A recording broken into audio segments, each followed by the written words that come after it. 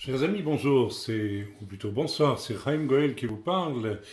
Suite au message qui a été diffusé sur la défaillance d'intercession sur Paris, nous constatons sur le site que vous êtes vraiment des centaines et des centaines à venir écouter ce message, ce qui, au-delà, j'imagine, de la motivation émotionnelle, indique quand même que le sujet vous interpelle quelque part. Et nous avons recueilli directement par mail et par commentaire d'ailleurs, mais surtout par mail, énormément de réactions positives et intelligentes à ce message qui a été diffusé, qui, je crois, est d'une extrême importance, puisqu'il met en valeur le fait que nous avons une responsabilité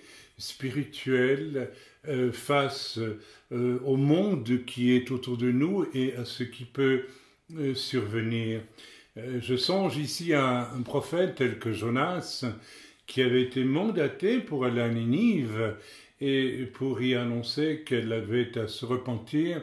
Et nous connaissons l'histoire, Jonas n'en a pas voulu, et finalement il a fallu que Dieu permette, n'est-ce pas, cette expérience assez stupéfiante de 3 jours dans le ventre de la baleine, ce qui nous fait penser évidemment aux fameux 3 jours n'est-ce pas, entre la mort de Jésus et sa résurrection, et le chiffre 3 étant aussi symbolique évidemment du Dieu Père, Fils et Saint-Esprit. Enfin, tout cela mis ensemble et nous montre dans le cas de Jonas et des fameux 3 jours, avec ce parallèle évident avec les 3 jours que Yeshua va passer avant de ressusciter, après être mort, eh bien, va nous montrer que, n'est-ce pas, il y a là, autour de la notion d'obéissance et d'acte à poser, n'est-ce pas, quelque chose d'extrêmement crucial, puisque ces fameux 3 jours de Yeshua nous renvoient à l'idée qu'il a fallu que quelqu'un, Yeshua lui-même, obéisse et discerne aussi, comprenne à travers bien des souffrances d'ailleurs et tout un cheminement, n'est-ce pas, quel était le plan de l'Éternel pour lui et pour l'humanité. Et cela rejoint complètement le message que j'ai donné, à savoir que la défaillance des uns et des autres qui ne savent pas nécessairement ou ne voient pas ou ne se mettent pas en position de marcher, n'est-ce pas, sur le chemin étroit de l'obéissance pour comprendre quel est le plan de Dieu pour leur vie, pas nécessairement pour vivre un grand ministère ou que sais-je d'autre. Cette notion de grand ministère est vraiment une chose qui est devenue plus que lassante et fatigante, eu égard aux urgences de ce temps. Ce dont nous avons besoin, c'est d'hommes et de femmes absolument déterminés à dire la vérité en ces temps. Alors voilà donc, si nous revenons vers Jonas, il a fallu qu'il vit cette expérience des 3 jours qui était quelque part prophétique et qui le liait spirituellement à un événement à venir crucial, n'est-ce pas, les 3 jours de Jésus après sa mort, avant sa résurrection. Lequel événement, bien sûr, 3 jours, ce n'est pas un hasard, chiffre 3, je l'ai dit déjà, n'est-ce pas, entoure, encadre quelque chose d'essentiel, à savoir le fait que un homme qui est Dieu aussi a su et a pratiqué ce qu'il fallait pratiquer à un moment donné. Frères et sœurs, les temps dans lesquels nous entrons plus que jamais sont des temps où si nous ne rejoignons pas, nous ne cherchons pas avec intelligence et avec obéissance surtout, obéissance, n'est-ce pas, la volonté de Dieu, nous ne serons pas utilisables. Et je persiste à dire que sur Paris, Dieu avait un projet avec un certain groupe de prières. Je n'ai cité aucun nom, je l'ai bien sûr fait exprès parce que le but n'est absolument pas là. Le but est de sortir un principe de cet échec. Bien voilà, donc je n'ai eu qu'une réaction négative et bien sûr c'est d'une personne qui s'est sentie concernée, à tort ou à raison, qu'importe, mais c'est assez spectaculaire de voir lorsque les gens sont concernés, eh bien qu'ils réagissent toujours avec des faux fuyants, des excuses, voire de l'agressivité, voire plus que même de l'agressivité. Dans le cas de Jonas, béni soit Dieu, il a fallu qu'après cette expérience des 3 jours dans le ventre d'un poisson énorme, une baleine, nous l'imaginons ainsi, eh bien Jonas a compris qu'il avait une mission et qu'il devait l'accomplir. Ok, j'avais vraiment à cœur aujourd'hui de vous donner un témoignage qui vous montre à quel point la désobéissance à l'Éternel peut entraîner des conséquences extrêmement graves pour autrui. Car je pense que le temps est venu, j'insiste et je le redis, je le répète, eh bien que le Seigneur puisse trouver un peuple obéissant et qui pratique sa volonté dans l'obéissance. Parce que ce groupe qui n'a pas fait son travail sur Paris, en réalité, n'est-ce pas, était un groupe constitué de gens dont les préoccupations n'avaient rien à voir avec les avertissements du Seigneur, puisque j'avais moi-même averti que novembre serait un moment difficile pour la France. J'ai été tellement oppressé ces derniers temps, et tellement mis à mal dans mon esprit par toutes sortes de combats, et bien que je l'avais oublié, on me l'a rappelé, n'est-ce pas, lors d'un moment de prière, et que cet avertissement n'a évidemment pas été pris avec l'attention qu'il méritait par les gens qui étaient censés prendre attention à cet avertissement. Je ne rentrerai pas dans les détails, je l'ai dit lors du message qui a été donné précédemment sur Paris, et je ne rentrerai pas dans les détails pour décrire toutes les facettes de ces désobéissances et toute la superficialité, la légèreté, l'inconséquence avec laquelle, n'est-ce pas, ces gens ont géré ce qu'il aurait fallu gérer. Je voudrais donc vous donner à présent un témoignage qui m'est venu en priant ce matin, un rappel de quelque chose qui s'est passé dans ma vie il y a fort longtemps, mais vraiment très longtemps.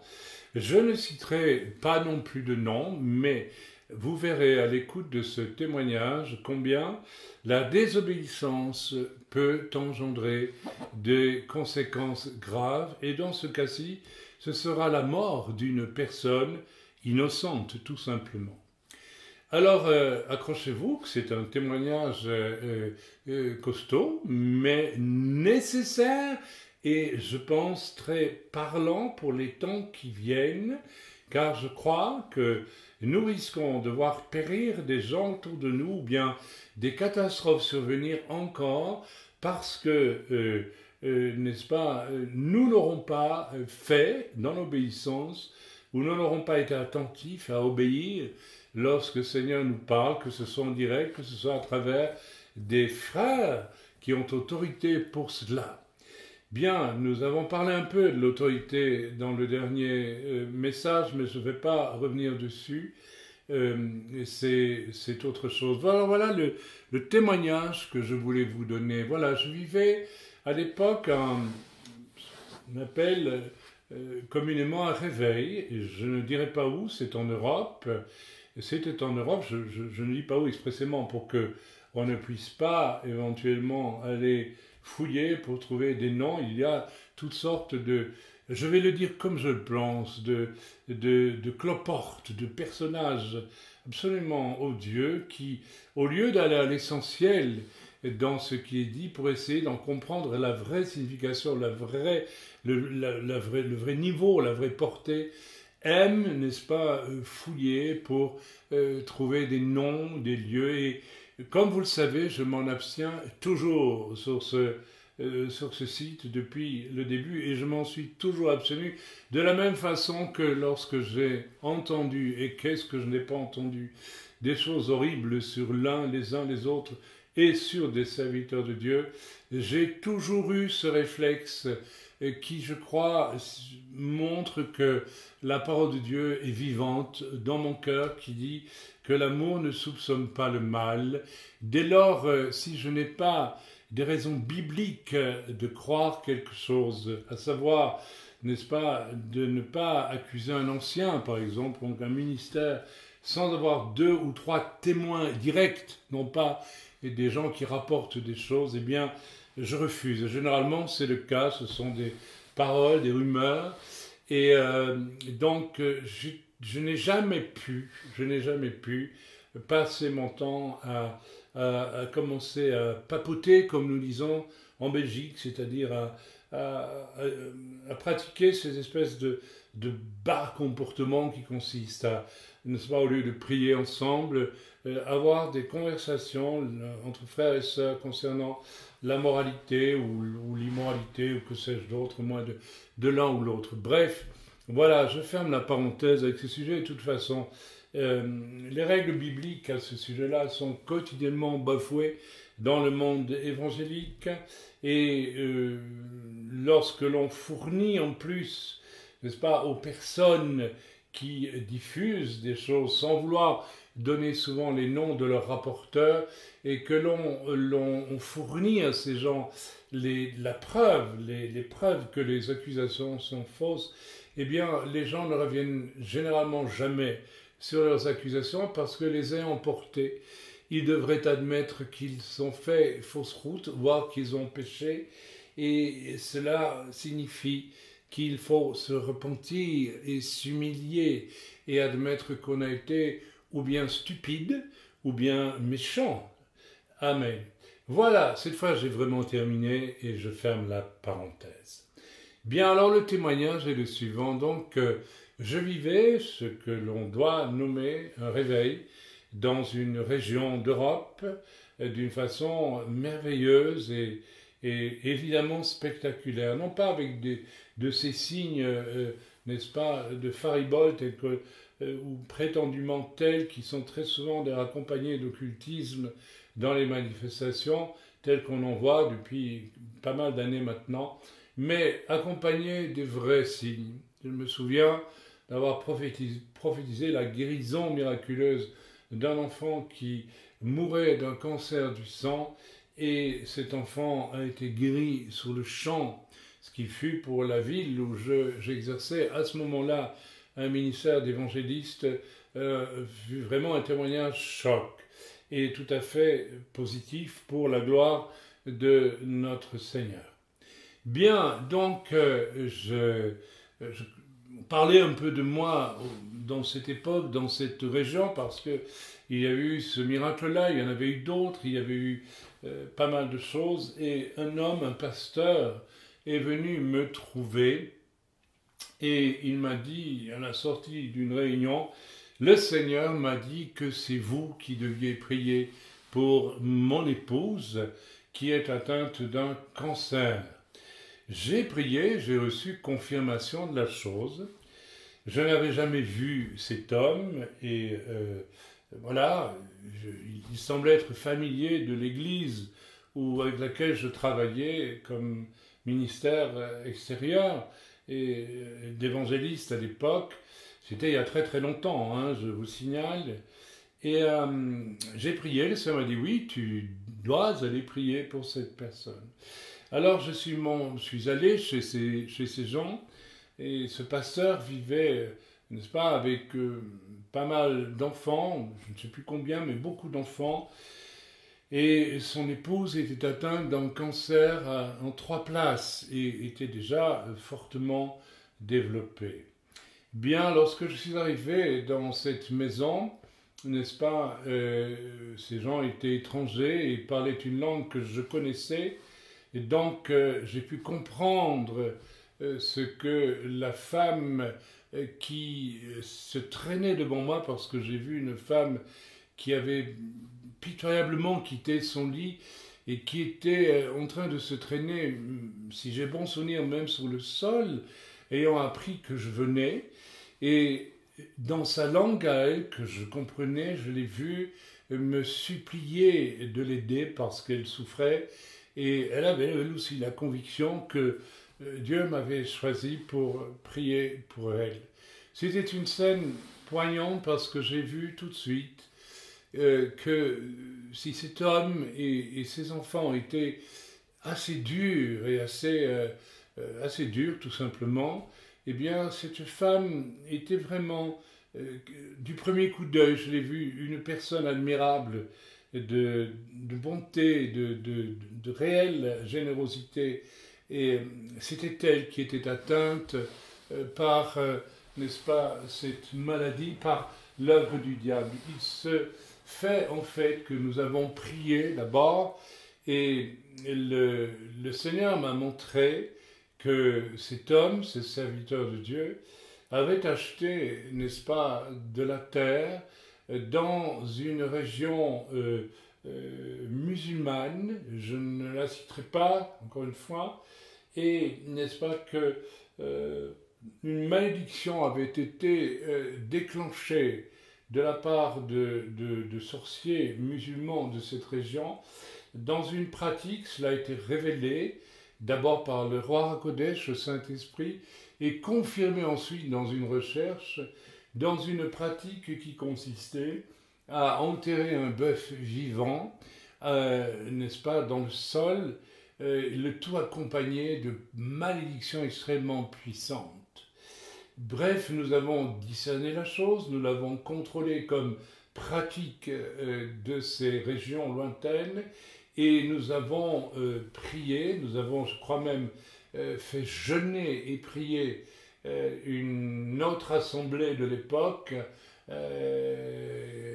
Et oui, c'était, je m'en souviens, à l'époque de Noël, à la fête de Noël, que nous ne pratiquons pas, mais que beaucoup pratiquaient et pratiquent encore, apparemment, parmi les chrétiens.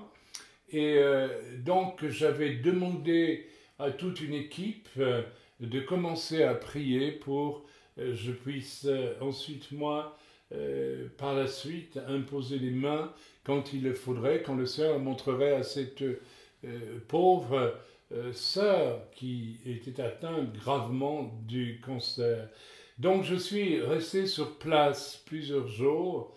Je ne me souviens pas si c'était 2 ou 3 jours, mais j'ai donc prié, alors qu'en réalité, à la même époque, mon épouse était à 2 doigts d'accoucher d'un enfant et que, ayant prié, nous avons décidé ensemble qu'il me fallait rester sur place auprès de cette chère sœur pour prier, car nous sentions que c'était ma place. Et j'ai donc, entre guillemets, abandonné mon épouse sur le point d'accoucher, avec son accord bien sûr, et l'accord de notre assemblée, qui priait, n'est-ce pas, à l'époque, autour de ce sujet, parce que nous ressentions que la priorité était que je reste dans cette maison et que je prie. Nous avons donc vécu ces 2 ou 3 jours, et au bout de 3 jours de prière, avec jeûne, si j'ai bon souvenir, c'est assez lointain maintenant et la mémoire me fait un petit peu défaut, et j'ai prié pour cette femme, n'est-ce pas, au terme d'un temps de prière et de jeûne de toute une équipe, comme je viens de vous l'expliquer.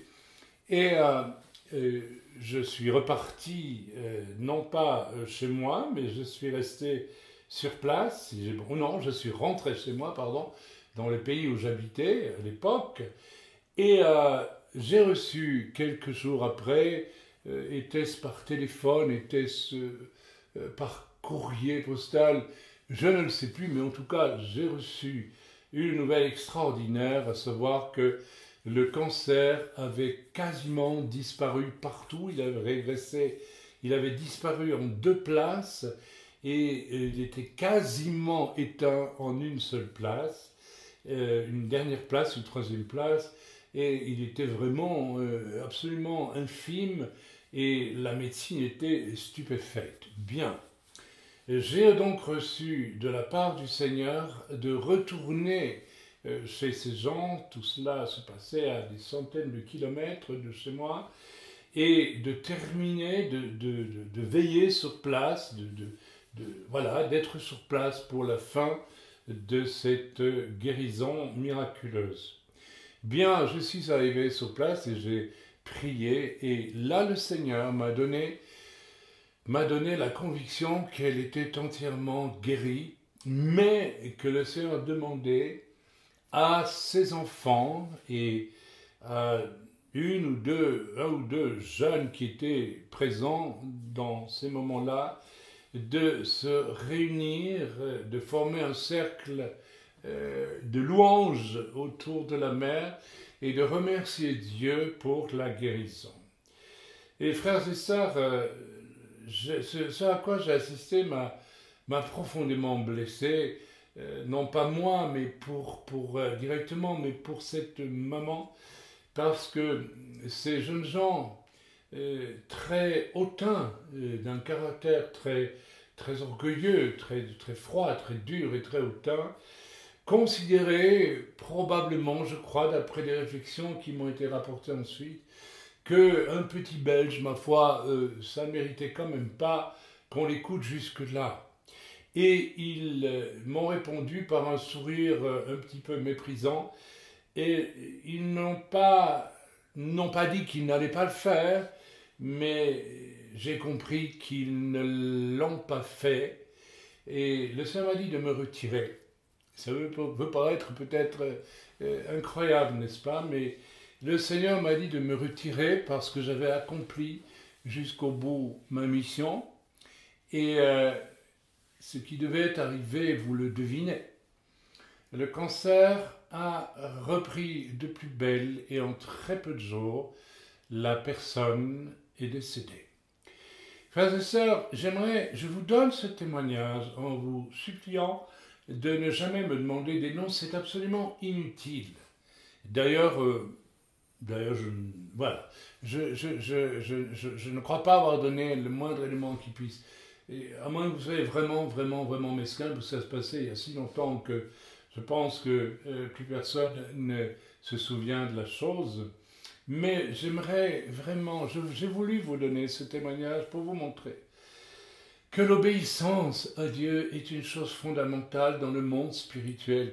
J'aimerais que vraiment voir se lever un monde de chrétiens et de juifs messianiques qui cessent de courir après des chimères et qui prennent conscience qu'ils sont non pas des électrons libres qui peuvent s'agiter dans tous les sens comme ils le souhaitent, avec toutes sortes d'illusions, mais qui prennent conscience dans la plus profonde, la plus stricte, la plus évidente humilité, le brisement le plus basique, n'est-ce pas, eu égard à la crainte que nous devons avoir de l'Éternel, qui prennent conscience que se lève donc des chrétiens, des croyants qui prennent conscience enfin que ils sont des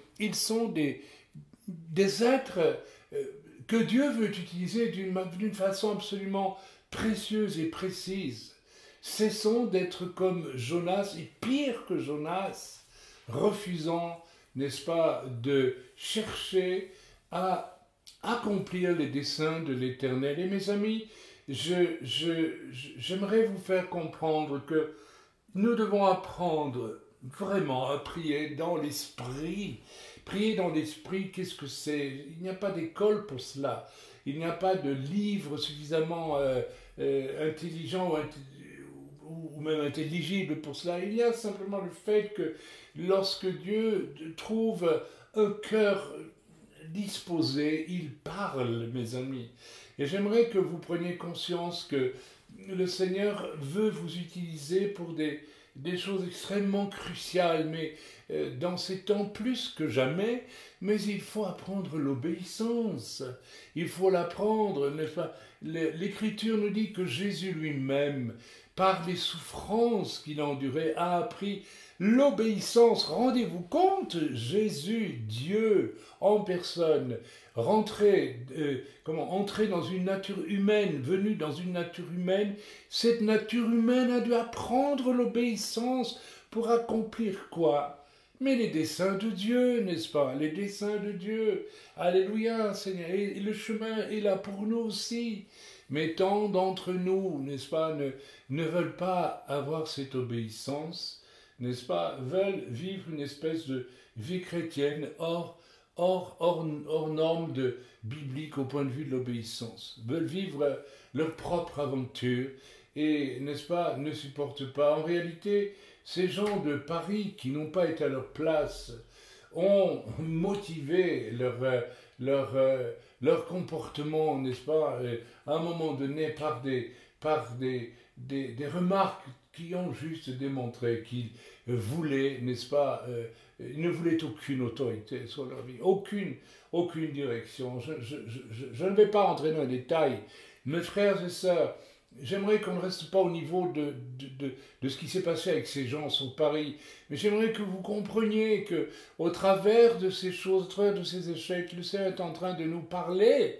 Aujourd'hui, je lisais ce grand passage dans Jérémie, dans Ézéchiel, chapitre 3 et 4, si j'ai bon souvenir, où il est tellement question, n'est-ce pas, où le Seigneur dit à Ézéchiel, si tu ne parles pas, lorsque tu vois ton frère, un homme qui pêche, et si tu vois le juste qui risque de prendre un mauvais chemin, si tu ne le préviens pas, je te redemanderai son sang. Eh bien, moi je vous dis aujourd'hui que j'interpelle ces gens de Paris, encore une fois, à réfléchir à leurs actes et à réfléchir à leurs motivations qui ne sont pas bonnes, qui ne sont pas saines, qui sont celles, pire que celles d'un Jonas. Pourquoi Jonas ne voulait-il pas aller prévenir les Ninivites? Même parce que tout au fond, il préférait son confort sous un ricin, n'est-ce pas, au fait d'aller parler aux Ninivites. Il préférait quelque part son indépendance. Voilà, c'est un prophète, mais un prophète rebelle, un prophète pour lequel il a fallu que Dieu, n'est-ce pas, le conduise dans une tribulation de 3 jours. Et quelle tribulation! Alors, frères et sœurs, j'aimerais vraiment vous mettre en garde parce que il y a grand risque que dans les temps qui viennent, le Seigneur soit obligé d'en mettre beaucoup d'entre nous dans le ventre d'un gros poisson, n'est-ce pas, de ténèbres et, n'est-ce pas, d'enfermement dans quelque chose de tragique, de difficile, non pas pour les détruire, mais pour peut-être les essorer, les nettoyer, comment vais-je dire, les forcer en quelque sorte à comprendre l'essentiel, n'est-ce pas, de ce qui est la volonté de Dieu pour eux. Voilà, j'avais à cœur de vous donner ce témoignage.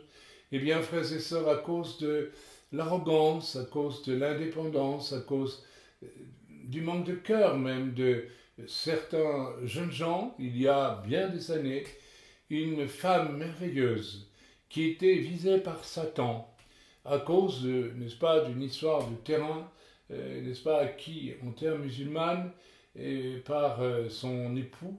Eh bien, une femme a fini par mourir parce que des jeunes gens n'ont pas voulu, tout simplement, humblement, obéir à un serviteur de Dieu qu'ils méprisaient, tout simplement, ou jugeaient de race inférieure, que sais-je, je ne sais pas.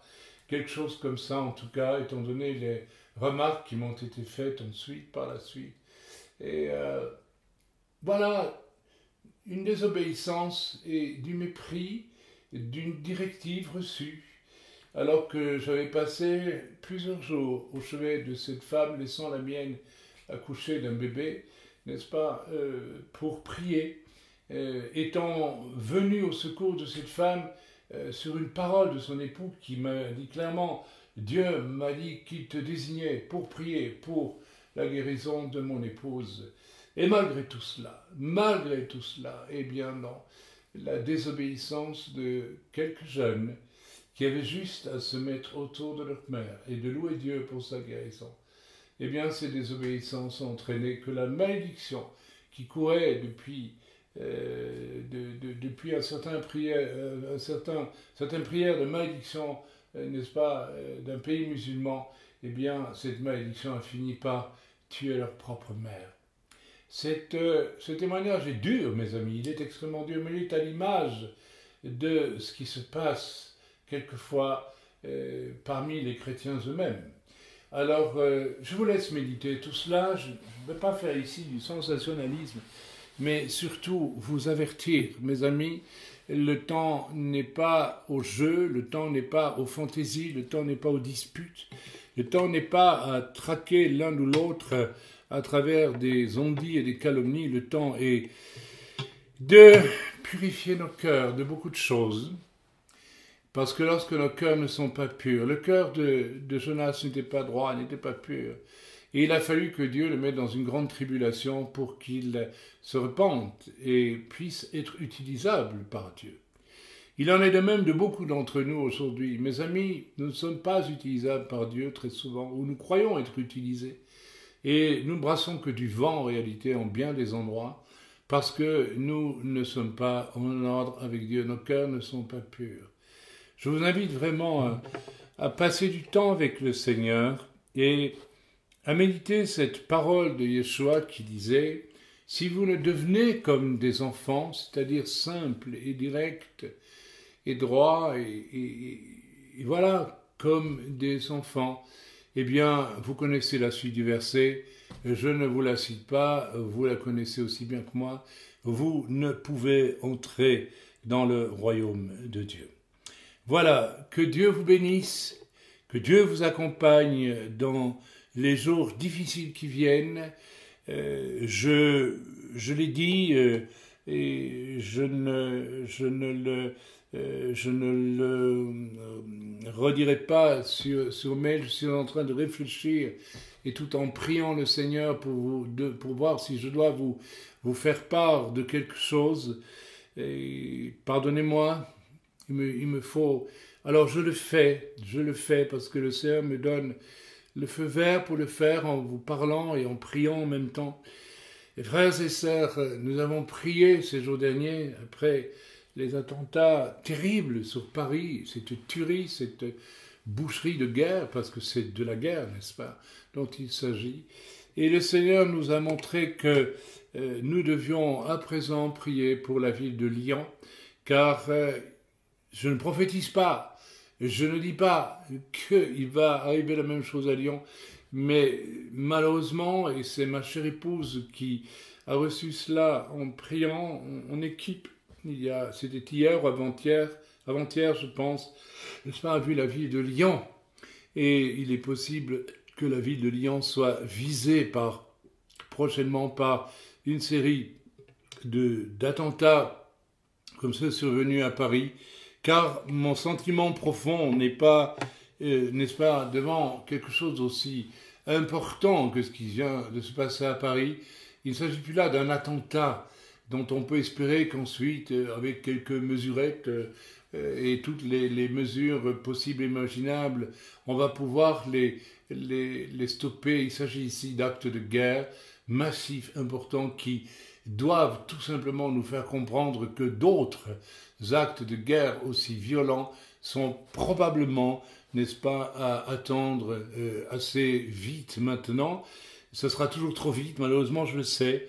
Mais ça signifie aussi que notre prière, et c'est la prière de plusieurs qui m'ont déjà écrit, n'est-ce pas, aujourd'hui, eh bien, à mon adresse mail, eh bien, que Dieu suscite sur Lyon, Seigneur, des gens comme Blandine. Vous connaissez Blandine? C'est une sainte qui se trouvait vivre à Paris lorsque Attila, et ce n'est pas une légende, je crois que c'est un fait tout à fait historique, Attila le Hun se présenta avec ses hordes cavalières devant Paris pour l'assiéger, le vaincre et le piller. Et l'on imagine, on sait ce qu'à l'époque signifiait un pillage de la part des Huns, n'est-ce pas, ou des barbares de l'époque. C'était approximativement un pillage similaire à ceux, n'est-ce pas, que commettent Daesh et autres terroristes, n'est-ce pas, au Moyen-Orient aujourd'hui, avec des décapitations, des montagnes de têtes, suivaient parfois Attila, des viols et tout ce qu'on peut imaginer, des massacres, des vols, des spoliations, enfin bref, et puis des destructions, tout simplement.